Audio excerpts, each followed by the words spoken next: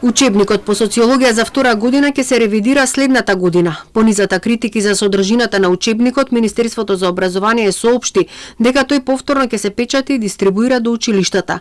Изненадени се од фактот што во 2017 година ниту еден наставник не доставил забелешки за учебникот во кој се дискриминира жената, тврдејќи дека ако таа е затворена дома, нема да има можност да прави кривични дела. Погоре во него пишува и дека прељубата е кривично дело, а абортусот криминал.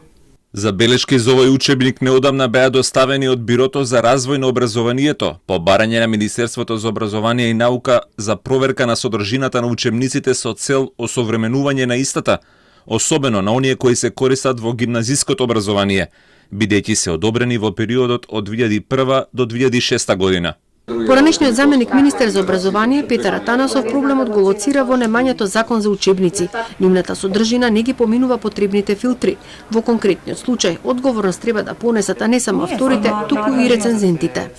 Нормално, освен одговорноста на рецензентите, најголема одговорност носат авторите, кои не смеат да си дозволат работи кои навистина не можат да се споредат ниту со здравиот разум. Учениците остануваат со дупки во нивните глави, збунети од одредени реченици и дефиниции во нивните учебници, но и наставниците, знаете што да прават наставниците кога добиваат еден задолжителен учебник, според кој треба да организираат наставата. Треба да импровизираат.